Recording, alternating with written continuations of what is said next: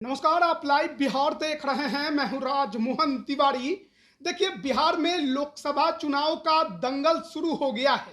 लगभग सभी 40 सीटों पर अब उम्मीदवारों के नाम का ऐलान एनडीए के तरफ से तो हो चुका है, लेकिन वहीं दूसरी तरफ अभी महागठबंधन में कई सीटें हैं जिस पर अभी तक उम्मीदवारों के ऐलान न राजद ने किए हैं, न मुकेश सहनी ने किए हैं और न ही कांग्रेस ने किया है। इसी में एक सीट है महाराजगंज की सीट, जहां से वर्तमान में अभी बीजेपी के सांसद हैं जनार्दन सिंह सिग्रीवाल, जिन्हें एक बार फिर से बीजेपी ने मोर्चा संभालने की जिम्मेदारी दी है, कैंडिडेट बनाकर मैदान में उतारा है। लेकिन बीते कई चुनावों से इस सीट पर राजद लड़ती रही, लेकिन इस बार यह सीट राजद ने कांग्रेस के खाते में फेंक दी है और कांग्रेस को यहां पर उम्मीदवार उतारना है। ऐसे में बीते कई दिनों से बिहार की राजनीति में इस सीट को लेकर अब तक कई नामों की चर्चा हो चुकी है, जिसमें भूमिहार समाज को यहां से लड़ाने की बात कही जा रही है। लेकिन देखिए, आज की खबर हम आपको बता रहे हैं। इस सीट को लेकर अब जो परिस्थितियां हैं वो बदलती जा रही हैं, क्योंकि खबर जो है वो दिल्ली से निकलकर सामने आ रही है और कांग्रेस जो है इस सीट पर एक पुराने चेहरे पर दांव खेलने की तैयारी में है और वो चेहरा है कोई नया नहीं, उस क्षेत्र के लिए जाना माना पहचाना हुआ चेहरा है। पूर्व विधायक हैं और वहां के बाहुबली प्रभुनाथ सिंह से टक्कर लेने वाले पूर्व विधायक तारकेश्वर सिंह का नाम आ रहा है। देखिए, आपको मालूम होगा तारकेश्वर सिंह कई दफा उस क्षेत्र में मसरक से विधायक रहे हैं। हालांकि 2008 में जब परिसीमन हुआ तो मसरक विधानसभा खत्म हो गया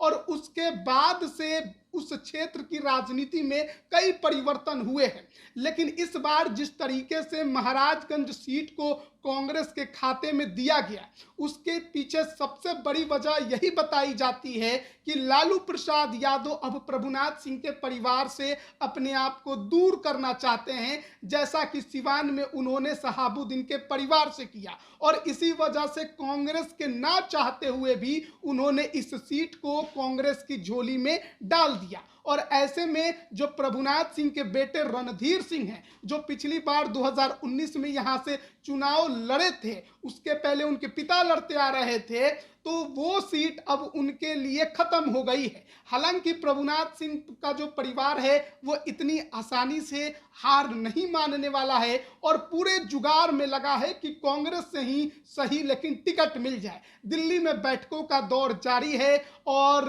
क्या हम आपको बताएं कि अवैध रूप से किस प्रकार से लोग एक दूसरे से मुलाकात कर रहे हैं, उसके बारे में भी कई तरह की खबरें दिल्ली से निकलकर सामने आ रही है। अब अवैध रूप से कहने का मतलब थोड़ा आप समझिएगा कि जो किसी से बाहर में मुलाकात नहीं कर सकते हैं वो भी मुलाकात कर रहे हैं और इस सीट को लेकर डील करने की कोशिश की जा रही है। लेकिन लालू प्रसाद यादव ने अगर चाहा है कि प्रभुनाथ सिंह के परिवार की बात यहां ना बने, तो मान के चलिए कि उनके लिए आसान नहीं होने वाला है। और लालू यादव की बात आखिरकार कौन काट देगा? किसमें इतनी हिम्मत है कांग्रेस के अंदर जो लालू प्रसाद की बात को ना माने? और ऐसी वजह से ही अब उस सीट पर यह चर्चा है कि भूमिहारों को यह सीट दिया जाएगा। अरुण कुमार के नाम की चर्चा हुई, जहानाबाद के पूर्व सांसद कन्हैया कुमार तक के नाम की चर्चा हो गई,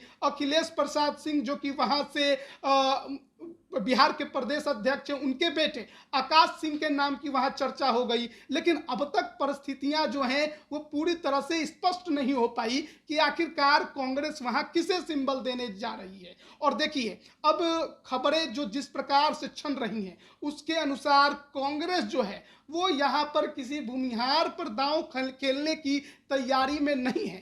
कांग्रेस का शीर्ष नेतृत्व यहाँ पर किसी राजपूत को ही टिकट देने पर ज्यादा जोर दे रहा है। लेकिन लालू परिवार जो है, या कहिए लालू यादव चाहते हैं कि भूमिहार को मिल जाए। इस वजह से ये खबरें जो हैं वो अभी ज्यादा चल रही हैं कि महाराजगंज में इस बार महागठबंधन से या कहिए इंडिया गठबंधन से कांग्रेस किसी भूमिहार को उतार सकती है। लेकिन अब इतिहास पर भी थोड़ा नजर डाल ले, थोड़ा हम ये जान ले कि क्या सचमुच महाराजगंज में किसी भूमिहार को उतार कर चुनाव जीतना इतना आसान है, और क्या कांग्रेस ये रिस्क ले सकती है? ये बड़े सवाल हैं जिसको समझने की जरूरत है। इसके लिए हम थोड़ा पीछे जाएंगे और 1991 की बात करेंगे, जब गिरिजा देवी भूमिहार समाज से आने वाली इस सीट पर आखिरी सांसद थी। 1991 में जनता दल के टिकट पर उन्होंने चुनाव लड़ा था और दूसरे नंबर पर जनता पार्टी के राम बहादुर सिंह थे, उनसे वो 24,335 वोट से जीती थी।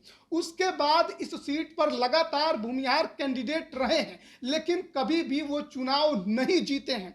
1996 में गिरिजा देवी जनता दल के टिकट पर फिर लड़ी थी, लेकिन राम बहादुर सिंह जो समता पार्टी के टिकट पर लड़े, उन्होंने 1,52,854 वोटों से उनको हरा दिया था। उसके बाद 1998 में इस सीट पर पहली बार बाहुबली प्रभुनाथ सिंह समता पार्टी के टिकट पर जीते, 3,60,265 वोट उन्हें मिले थे। और पूर्व एमएलसी महाचंद्र प्रसाद सिंह कांग्रेस के ही टिकट पर इस सीट से मैदान में थे, दूसरे नंबर पर है, उन्हें 1,54,712 वोट मिला था और 2,05,553 वोट से वो चुनाव हार गए थे। फिर 1999 में इस सीट पर चुनाव हुआ, प्रभुनाथ सिंह जेडीयू के टिकट पर मैदान में आए, उन्हें 3,98,475 वोट मिला और महाचंद्र प्रसाद सिंह जो कि फिर एक बार कांग्रेस के टिकट पर मैदान में उतरे थे, वो दूसरे नंबर पर ही रहे और उन्हें 2,94,412 वोट मिला। 1,04,063 वोट से उनकी हार हुई। फिर 2004 का समय आता है जब प्रभुनाथ सिंह जेडीयू के ही टिकट पर मैदान में उतरते हैं, 2,83,506 वोट उन्हें मिलते हैं। आरजेडी से राजपूत समुदाय के ही जितेंद्र स्वामी मैदान में उतरते हैं, उन्हें 23,704 वोट मिलता है और महाचंद्र प्रसाद सिंह जो कि भूमिहार समाज के हैं, वो इंडिपेंडेंट इस चुनाव में मैदान में उतरते हैं, उन्हें महज 99,807 वोट मिलता है। यानी कि जो जीते थे प्रभुनाथ सिंह, उनसे 1,83,699 वोट कम उन्हें मिला था। 2009 में जब चुनाव हुआ तो इस सीट पर कोई बड़ा भूमिहार समाज का उम्मीदवार चेहरा वाला नहीं उतरा। उमाशंकर सिंह आरजेडी के सिंबल पर थे, उन्हें 2,11,610 वोट मिले थे। प्रभुनाथ सिंह जेडीयू के सिंबल पर थे, उन्हें 2,08,813 वोट मिले थे। और कांग्रेस उस दौरान इस सीट पर अकेले लड़ रही थी। बिहार में 2009 में उसने 40 सीटों पर अकेले अपने महारथी मैदान में उतारे थे और तारकेश्वर सिंह को भी उस दौरान यहां से टिकट मिला था। और मैं आपको बताऊं कि 2009 में जब चुनाव था तो चुनाव के दिन तारकेश्वर सिंह को हाउस अरेस्ट कर दिया गया था, वो बाहर ही नहीं निकल पाए और उन्हें 80,162 वोट मिला था, जबकि कांग्रेस से अकेले मैदान में उतरी हुई थी। फिर 2013 में उपचुनाव हुआ, क्योंकि जो उस समय के सिटिंग सांसद थे उमाशंकर सिंह, उनका निधन हो गया था। उपचुनाव में जनता दल यूनाइटेड ने एक बार फिर से इस सीट पर भूमिहार प्रयोग करने की कोशिश की और उस दौरान आरजेडी के प्रभुनाथ सिंह मैदान में थे, उन्हें 2,33,452 वोट मिला और जेडीयू के पीके शाही को 1,56,890 वोट मिला था। कांग्रेस के टिकट पर जितेंद्र स्वामी मैदान में आए थे, उन्हें 33,905 वोट महज मिले थे। यानी कि पीके शाही 76,562 वोटों से यह चुनाव हार गए।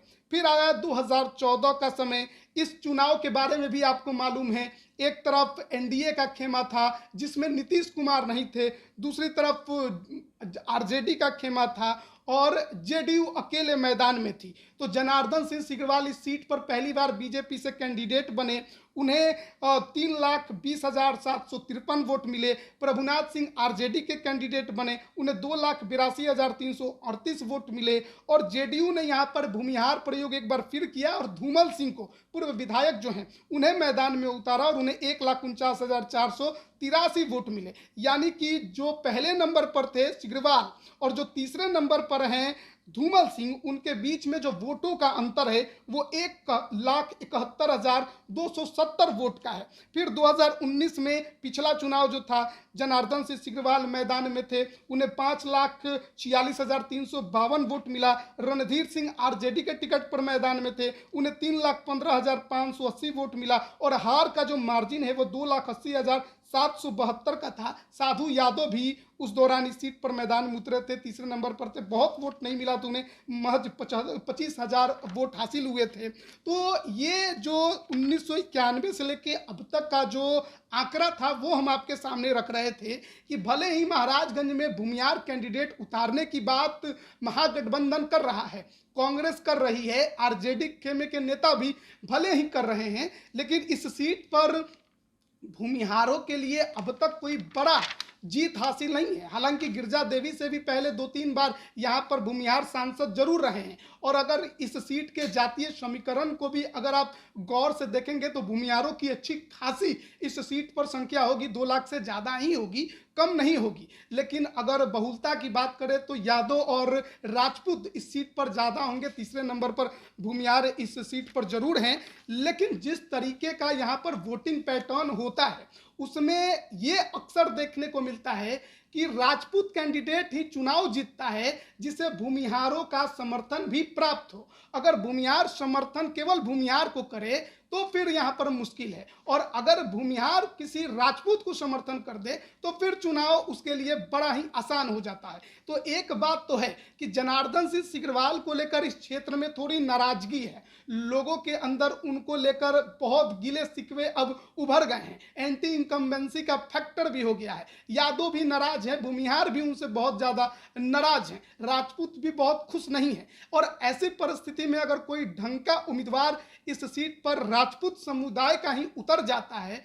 जिसे भूमिहार भी समर्थन कर दे, यादव भी समर्थन कर दे, जो एमवाई समीकरण आरजेडी का है और भूमिहार प्लस हो जाए, तो फिर इस चुनाव को जीतना बड़ा ही आसान है, क्योंकि वो राजपूत वोटों को भी अपनी तरफ खींचेगा। और ऐसे में देखिए, प्रभुनाथ सिंह के परिवार को भूमिहार तो वोट नहीं करने वाला है, क्योंकि उस क्षेत्र के जिस प्रकार के रुझान आते हैं, जिस प्रकार से लोगों की बातें होती है, ऐसे में भूमिहार उनके खिलाफ ही जाता है। दूसरा बात है कि मुबारकपुर कांड ने लालू परिवार की नज़रों में भी प्रभुनाथ सिंह के परिवार को खटका दिया। जिस प्रकार से उनके परिवार के तरफ से उस पूरे कांड को लेकर बयान दिया गया, खासकर जो एक उनके घर में नेता हैं उनके तरफ से, उसके बाद उस क्षेत्र में यादवों में भी उनको लेकर नाराजगी पैदा हो गई। और यही बड़ा कारण माना जाता है कि लालू यादव ने ये सीट ही छोड़ दिया कि उनका हाथ जो है वो ना जले, और इसीलिए ये सीट उन्होंने कांग्रेस को दे दिया कि यादव जो हैं वो हमसे नाराज ना हो, कि उनके खिलाफ बोलने वाले नेता को उन्होंने टिकट दिया।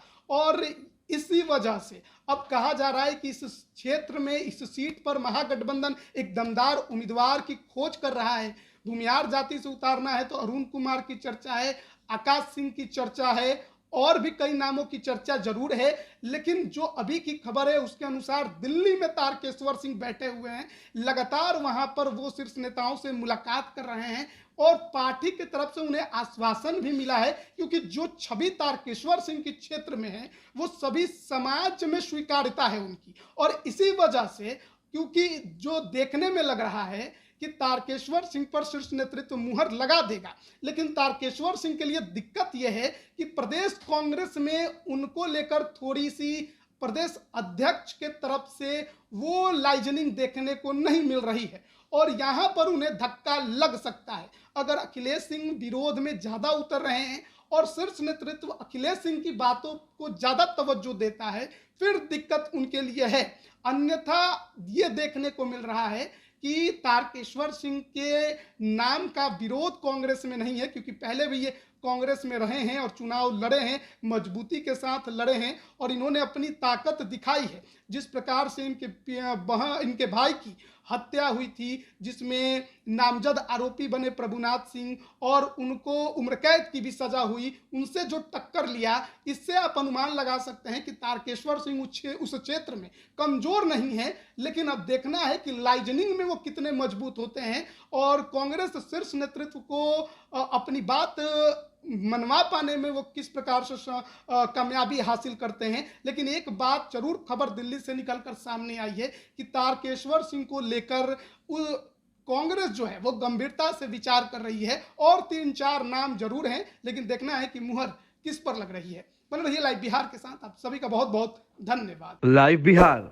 यूट्यूब पर सब्सक्राइब और फेसबुक पर लाइक जरूर करें।